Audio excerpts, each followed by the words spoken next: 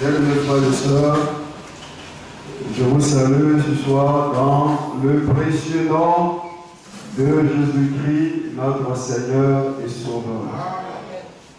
Je suis très heureux d'être à nouveau parmi vous pour le service du Seigneur. Et je pense toujours au fait que notre réunion pourrait être bien la dernière. Cela parce que notre Seigneur Jésus-Christ, selon Jean le chapitre 14, a promis de revenir prendre son Église. Il ne nous a pas dit le jour ni l'heure. Alléluia. Notre Seigneur a tout simplement promis de revenir prendre les siens. Et cela doit, n'est-ce pas, amener les enfants de Dieu à veiller et à prier. Comme l'a dit l'apôtre Pierre, soyez sobres, vaquez à la prière, car le temps est proche. Alléluia. Le temps est proche. Notre Seigneur Jésus pourrait revenir d'un moment à l'autre. Le temps est proche. Nous devons donc considérer chaque réunion d'édification comme une occasion que le Seigneur nous offre pour nous préparer.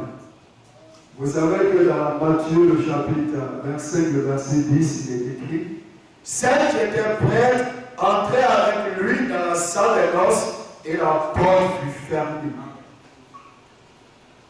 Bien-aimés, nous devons nous préparer pour le retour de Christ. Alléluia. Ce soir, je voudrais parler d'un sujet qui est intitulé « Le jour du Seigneur ». Je voudrais que nous lisons Actes le chapitre 2. Actes chapitre 2.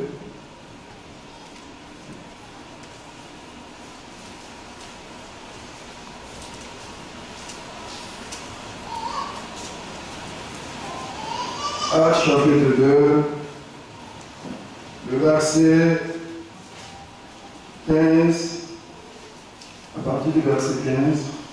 Ces gens ne sont pas ivres comme vous le supposez, car c'est la 3e heure du jour.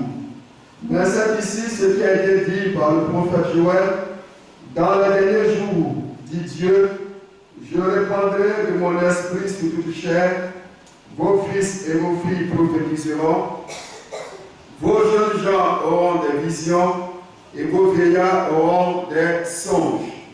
Oui, sur mes serviteurs et sur mes servantes, dans ces jours-là, je répandrai de mon esprit, et ils prophétiseront. Je ferai paraître des prodiges en haut dans le ciel, et des miracles en bas sur la terre, du sang, du feu et une vapeur de fumée. Le soleil se changera en ténèbres, et la lune en sang, avant l'arrivée du jour du Seigneur, de ce jour grand et glorieux. Je voudrais que nous lisions aussi Sophonie,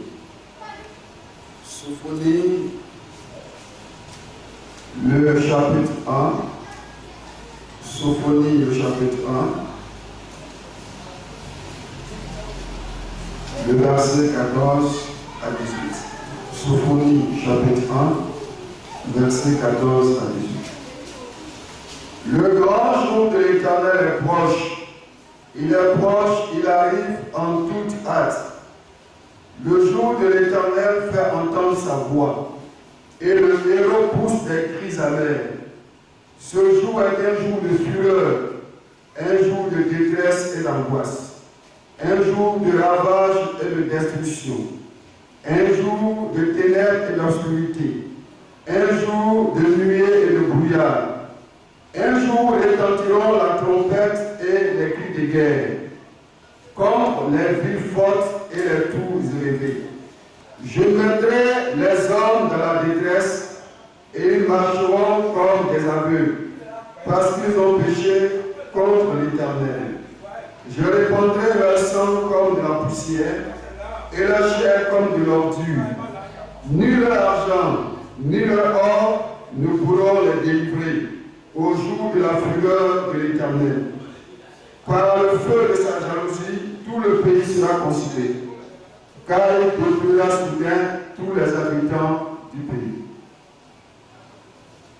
Que notre Dieu bénisse sa parole. Le jour du Seigneur.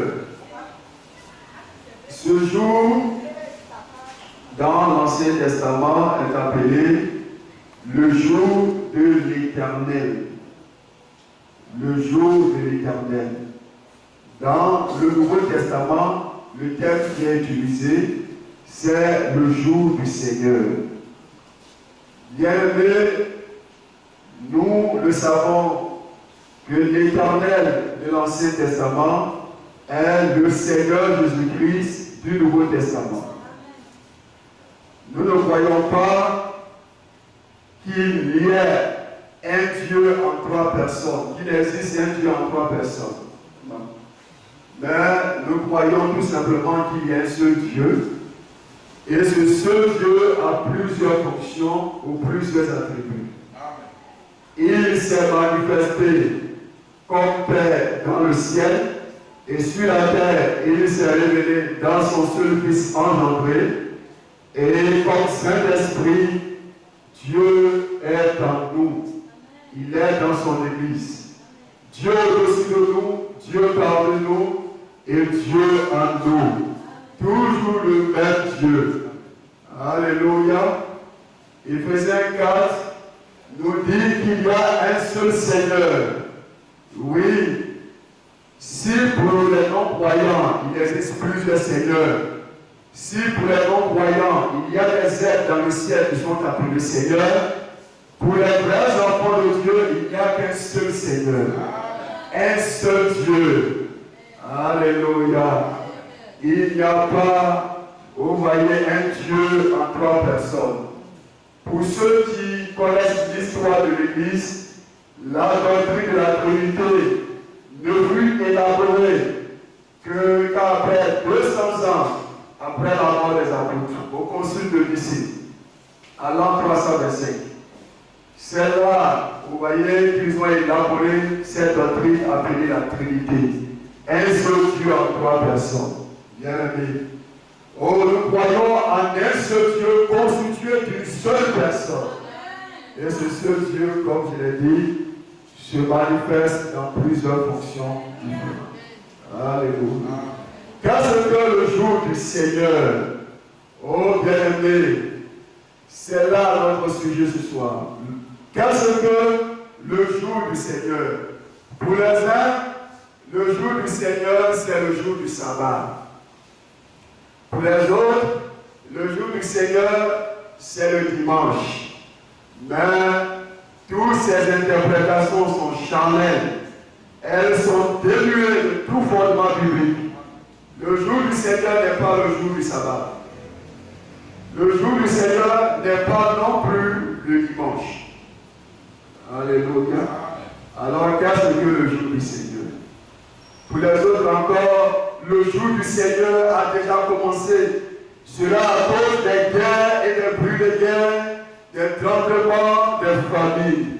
Oh, bien-aimés, cette interprétation-là n'est pas correcte. Car le jour du Seigneur n'a pas encore commencé, bien-aimés. Aujourd'hui, c'est le jour du salut. C'est le jour de grâce. C'est le jour que le Seigneur a fait. Bien-aimés, c'est cela. Nous vivons dans le jour de grâce et de salut. C'est le jour que notre Seigneur a fait. Le jour agréable. Et ce jour, le jour de grâce, ce jour fut introduit par notre Seigneur Jésus-Christ lui-même. En Luc, le chapitre 4, dans la synagogue à Nazareth, notre Seigneur Jésus-Christ a lu le livre du prophète prophète Ésaïe, à l'endroit où il est écrit: l'Esprit du Seigneur est sur moi, parce qu'il m'a oint pour annoncer une bonne nouvelle aux pauvres. Il m'a envoyé pour guérir ceux qui ont le cœur brisé, pour proclamer la délivrance aux captifs et le recouvrement de la vue aux aveugles, pour rendre libres les opprimés, pour publier une année de grâce du Seigneur. Et notre Seigneur Jésus-Christ a commencé à dire en présence des Juifs: cette parole de l'Écriture que vous venez d'entendre est accomplie. Alléluia. Il a introduit le jour de grâce et de salut. Remarquez que Jean-Baptiste ne pouvait pas le dire. Ésaïe le prophète ne pouvait pas le dire. Jérémie ne pouvait pas le dire.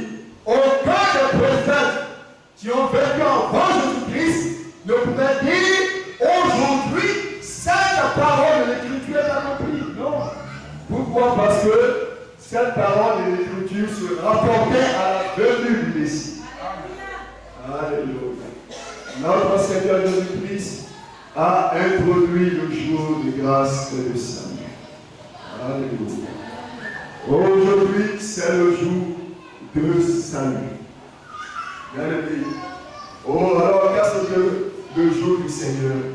Le jour du Seigneur, c'est le jour qui commence après que le jour du salut est terminé. Bien-aimé. C'est le jour qui suit le jour de grâce et de salut. Le jour du Seigneur concerne le temps de la colère de Dieu. Alléluia. Bien-aimé, c'est un jour grand et redoutable. Mais ce jour n'a pas encore commencé.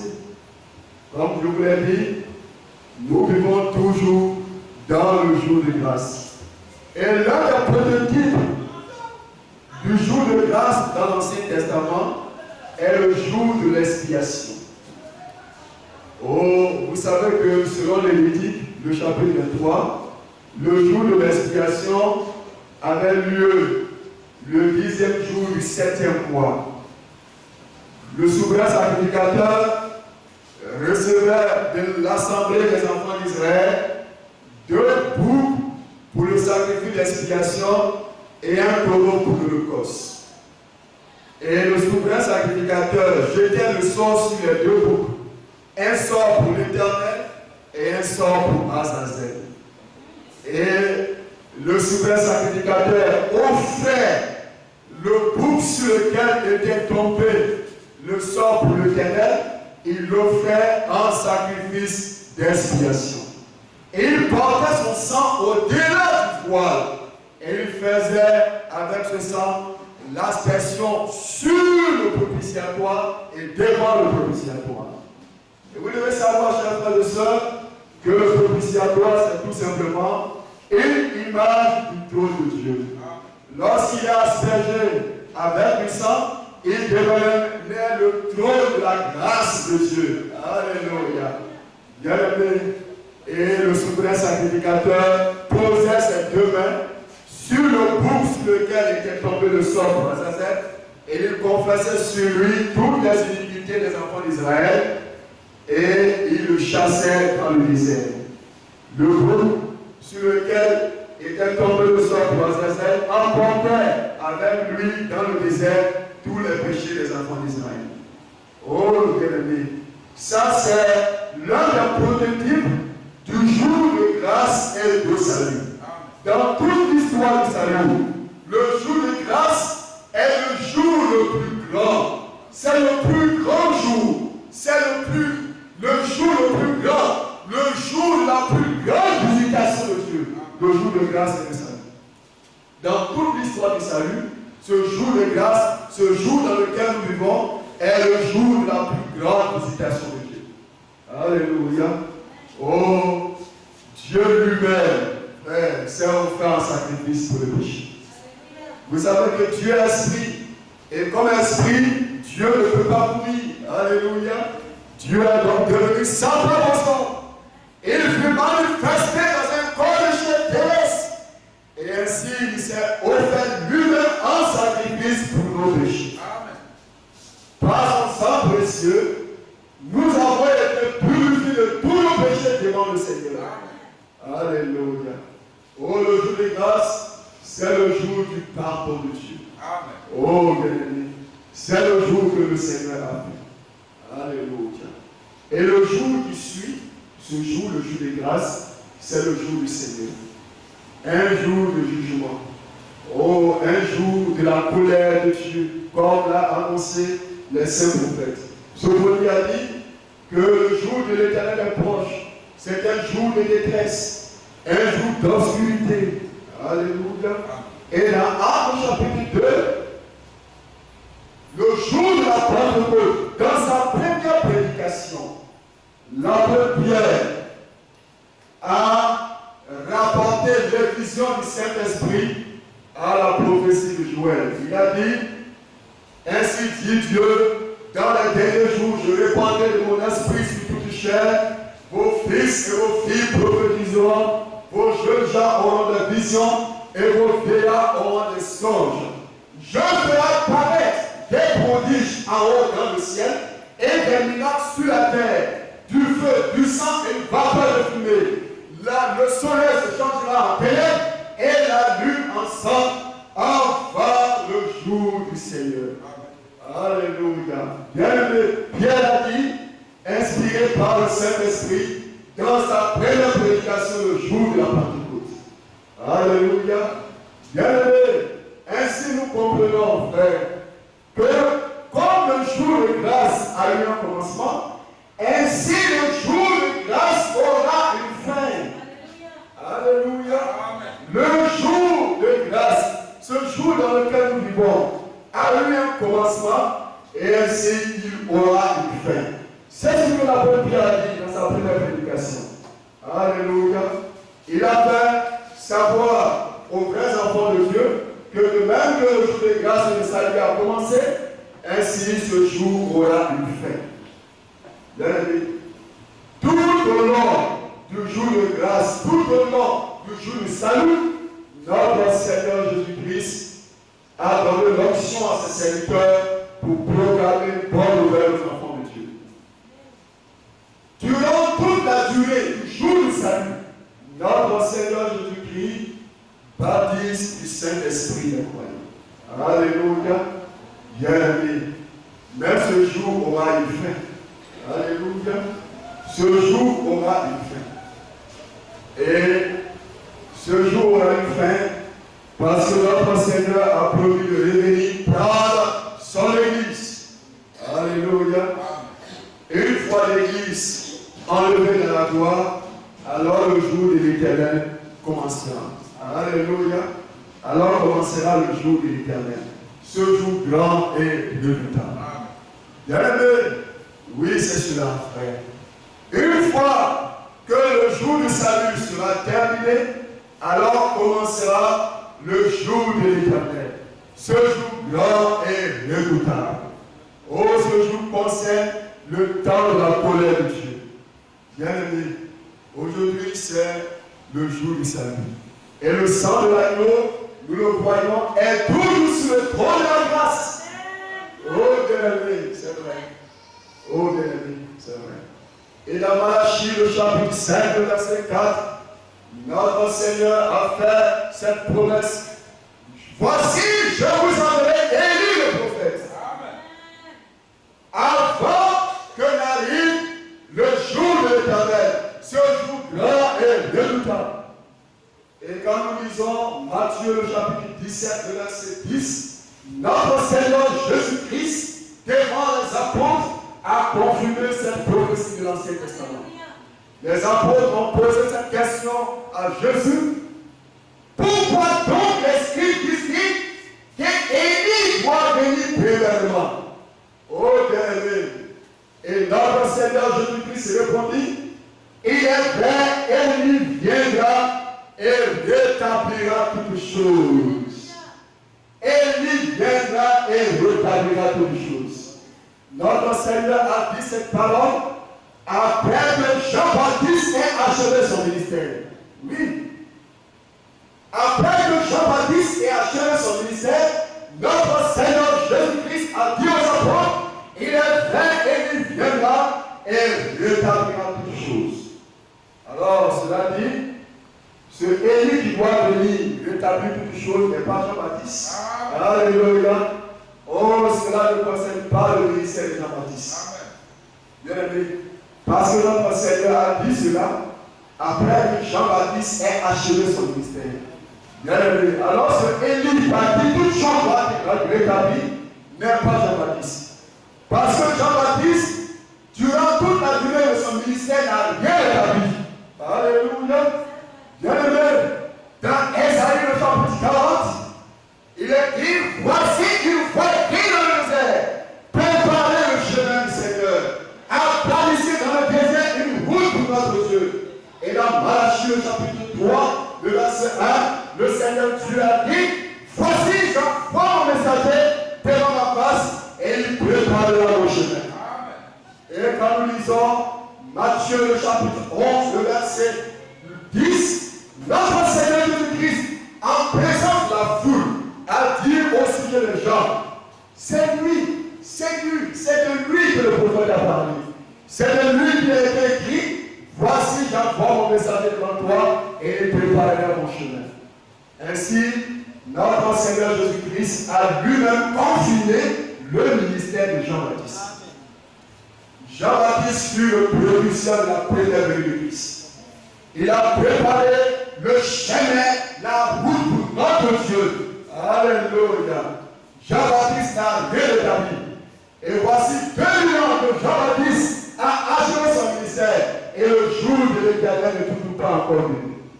Alors, ce Élie pratique toutes choses doit être rétabli par Jean-Baptiste. Alléluia. Bien, parce que Jean-Baptiste n'a rien rétabli. Jean-Baptiste, durant toute la durée de son ministère, n'a fait que préparer le chemin du Seigneur. Alléluia. Il a préparé le chemin du Seigneur. Et notre Seigneur Jésus-Christ a ajouté en disant aux apôtres, mais je vous dis que Élie est déjà venu. Et ils ne l'ont pas reconnu. Et les apôtres compris qu'il leur parlait de Jean-Baptiste. Oh, Jean-Baptiste fut appelé aussi Élie. Parce que, comme l'avait annoncé l'ange à Zacharie son père, dans Luc chapitre 1, verset 17, qu'il marchera devant Dieu avec l'esprit et la puissance de lui pour ramener les cœurs des pères à leurs enfants. Alléluia. Jean-Baptiste fut appelé aussi Élie parce qu'il a marché devant Dieu avec l'esprit et la puissance de lui. Il a ramené le cœur des Juifs de l'ancienne alliance à la doctrine des enfants de la nouvelle alliance, c'est-à-dire des apôtres. Alléluia. Oh, Jean-Baptiste a marché avec la puissance et l'esprit. Bien-aimé, vous voyez, du temps de Jean-Baptiste, tous les Juifs étaient dans l'attente. Et ils se demandaient si Jean n'était pas le Christ. Frère, tous les Juifs attendaient le Messie. Cependant, peu d'entre eux savaient qu'un messager devait venir pour préparer le chemin du Seigneur. Tous attendaient le Christ. Tous les Juifs attendaient le Christ. Cependant, peu d'entre eux savaient qu'un messager devait venir pour préparer le chemin du Seigneur. Et c'est la même chose aujourd'hui. Tous les croyants dans le monde attendent le retour de Christ. Cependant, peu d'entre eux savent qu'un prophète doit venir du format d'Élie pour nous restaurer dans la foi des apôtres. Alléluia. Peu d'entre eux le savent, frère. Peu d'entre ceux-là qui entendent le retour de Christ savent que Dieu doit envoyer un prophète du format d'Élie à la fin du temps pour nous restaurer dans la foi originelle des apôtres. Alléluia. Croyons-vous que Élie est déjà venu, frère? Oh, Élie est déjà venu, frère. Oh, frère. Bien-aimé, il y a eu aux États-Unis des grands évangélistes américains comme Billy Graham, Maurice Solino, Tony Osborne et bien d'autres encore.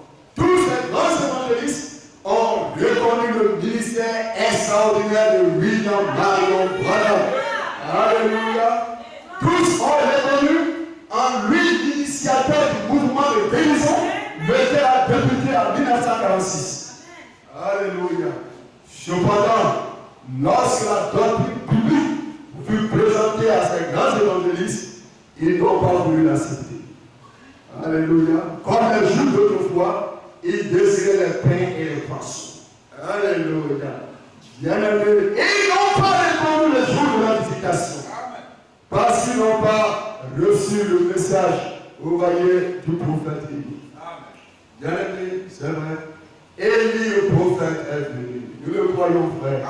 À la personne de William Branham. Il est venu et il a rétabli toutes choses. Que veut dire le mot rétabli? Le mot rétabli veut dire tout simplement ramener dans son premier état. Alléluia. Bien-aimé, si cette chair qui va tomber en rue, vous le rétablissez, vous la rétablissez. Qu'est-ce que cela veut dire? Vous ramenez cette chair dans l'état dans lequel elle était au commencement. C'est cela le rétablissement. Et bien-aimé, il est venu et toutes choses ont été rétablies. Bien-aimé, c'est vrai. Pour tous ceux qui ont lu l'histoire de l'Église, ils savent qu'après la mort des apôtres, il y a eu concile après concile. Concile après concile. Et il y a eu le concile de Nicée. C'est là qu'ils ont élaboré la doctrine de la Trinité. Un Dieu composé de 3 personnes. Le Père est Dieu, le Fils est Dieu, le Saint-Esprit est Dieu, et tous les 3 sont éternels. Bien-aimé, ça c'est un blasphème. Bien-aimé, l'expression Fils éternel est point mentionnée dans les Saintes Écritures. Le Fils de Dieu n'est pas né dans l'éternité. Le Fils de Dieu est né sur la terre. Alléluia. Selon la prophétie de Michée chapitre 5. Et toi, Bethléem, petite parmi les milliers de Judée, de toi sortira pour moi un chef dont l'origine remonte au jour de l'éternité. Le Fils de Dieu est né à Bethléem, ici sur la terre, et non pas au ciel. Alléluia. Mais ils ont élaboré dans le concile de Nicée cette doctrine de la Trinité. Oh, et il y a eu le concile de Cassandre. C'est là où il proclamait Marie, mère de Dieu. Et il y a eu d'autres conciles, concile après concile. Et bien, les frères et sœurs, en tant que croyants, devons-nous retourner aux décisions de ces différents conciles? Non. Nous devons retourner au commencement, frère, à la doctrine originale des apôtres. Dans le monde, il y a plusieurs églises. Il y a plusieurs dénominations. Il y a l'église catholique, l'église luthérienne, l'église méthodiste, l'église, vous voyez, pentecôtiste. Il y a plusieurs dénominations. Cependant, lorsque nous parlons de l'église de Jésus-Christ, nous devons retourner au jour des apôtres. Dans Actes chapitre 2. Alléluia. Tous ceux qui avaient cru furent baptisés et ils persévéraient dans la doctrine des apôtres, dans la fraction des pains et dans les prières. Alléluia. Bien-aimé, c'est cela la vraie église de Jésus-Christ. Elle persévère dans la doctrine des apôtres. Et c'est ce à quoi consistait le ministère d'Élie le prophète. Il est venu au temps de la fin et par lui toutes choses ont été rétablies, restaurées. Alléluia. Bien-aimé, je vous avais élu le prophète avant l'arrivée du jour de l'Éternel, ce jour grand et redoutable. Oh, Élie est venu et la foi biblique a été restaurée. Nous avons été restaurés dans la foi originelle des apôtres. Bien-aimé, l'église de la fin des temps sera semblable à l'église du commencement. La dernière prédication des hommes de Dieu sera semblable à la première prédication. Le dernier baptême et le premier baptême seront semblables. Le dernier repas du Seigneur et le premier repas du Seigneur seront semblables. Alléluia. L'église du temps de la fin sera semblable à l'église du commencement. Ça, c'est ce à quoi a consisté le ministère d'Élie le prophète. Alléluia. Bien-aimé. Oui, Élie le prophète. Élie est déjà venu, frère. Et vous voyez, nous avons été restaurés dans la foi originelle des apôtres. Oh, bien-aimé, c'est cela. Nous pouvons lire 1 Thessaloniciens,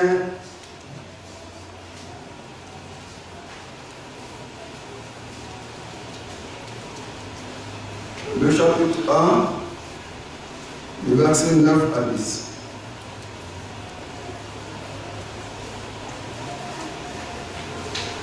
1 Thessaloniciens chapitre 1, verset 9 à 10.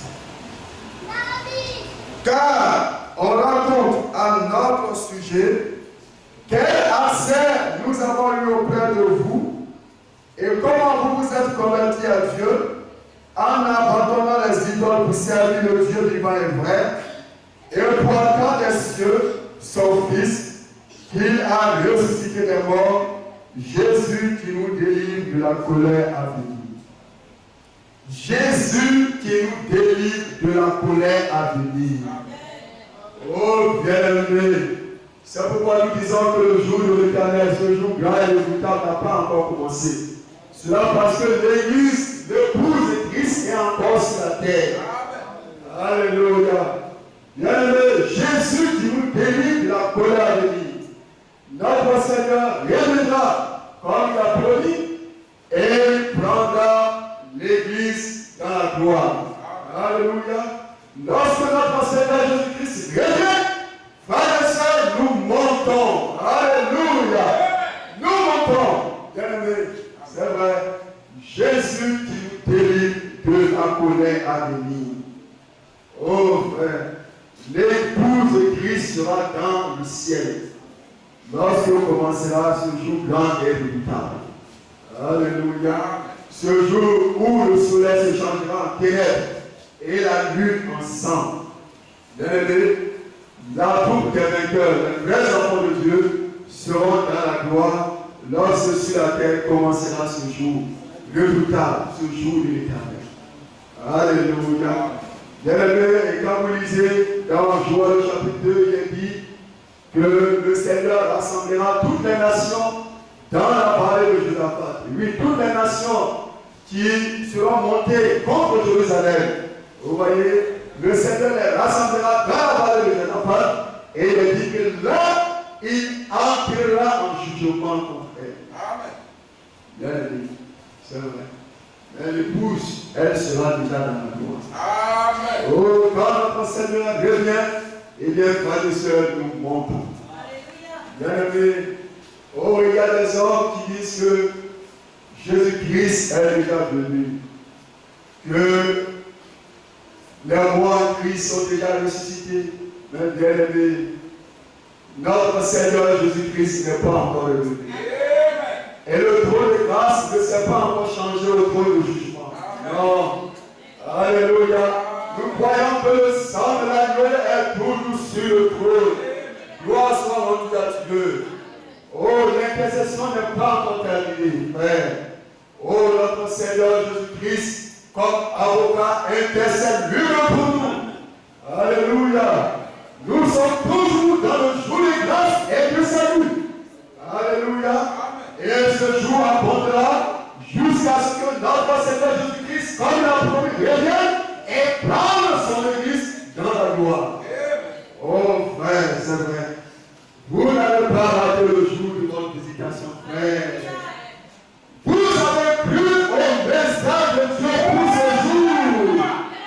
Ce message est le dernier message avant le retour de Christ. Oh bien-aimé, vous êtes ceux, comme l'a dit l'apôtre Paul dans Éphésiens chapitre 8, 1. Vous avez été bénis en Christ avec toutes les bénédictions spirituelles de Dieu, le Père de notre Seigneur Jésus-Christ. Et il nous a bénis avec toutes les bénédictions de Dieu Tout-Puissant. Alléluia. Vous avez reconnu le jour de votre visitation, frère. Vous êtes des enfants de la promesse. Les enfants de la promesse sont nés de l'Esprit, ils reçoivent la parole de la promesse et ils sont scellés du Saint-Esprit qui a été promis. Alléluia, frère. Nous avons reconnu le jour de notre visitation. Frère, comme Paul l'a écrit aux Thessaloniciens, il a dit, frère, pour les temps et les moments, vous n'avez pas besoin qu'on vous écrive. Alléluia. Parce que les vrais enfants de Dieu reconnaissent le temps de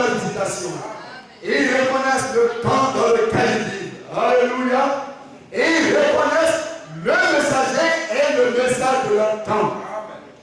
Et vous avez reconnu, vous êtes ceux qui avez reconnu le message de Dieu pour ce jour. Alléluia. Comme je vous l'ai dit, tous les croyants dans le monde attendent le retour de Christ.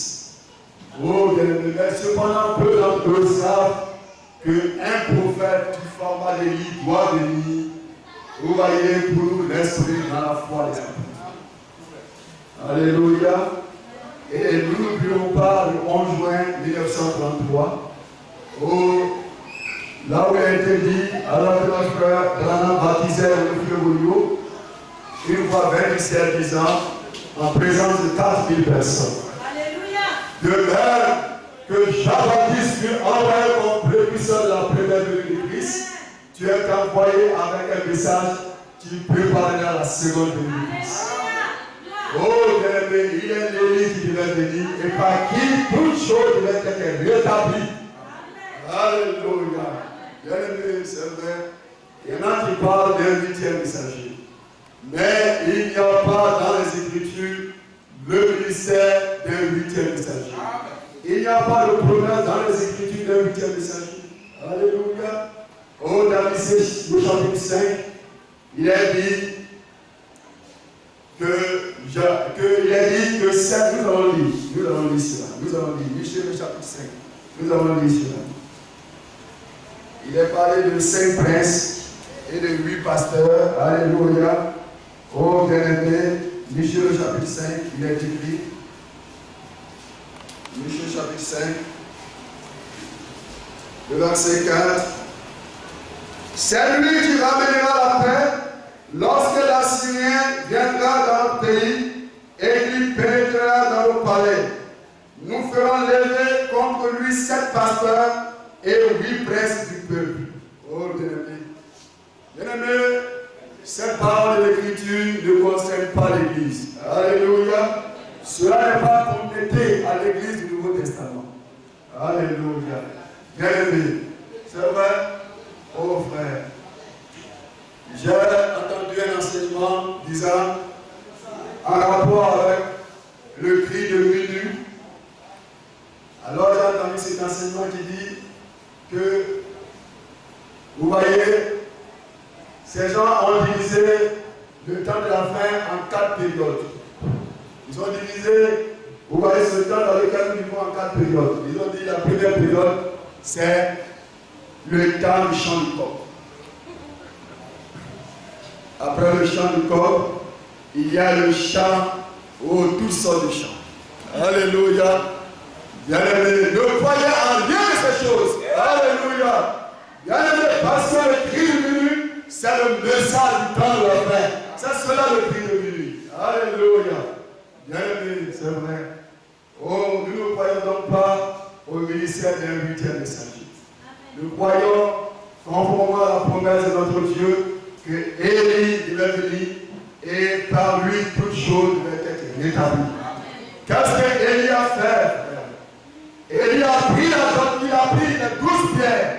Vous voyez, il a pris les 12 pierres selon le nombre des 12 tribus d'Israël et il a rétabli avec ces 12 pierres l'autel de Dieu qui avait été renversé. Et qu'a fait Élie de notre temps? Il a pris tout simplement d'autres les 12 apôtres et il a rétabli. Alléluia. Oh frère, c'est vrai. Est-ce que vous croyez aux promesses de Dieu, frère? Est-ce que vous croyez que Élie est déjà venu?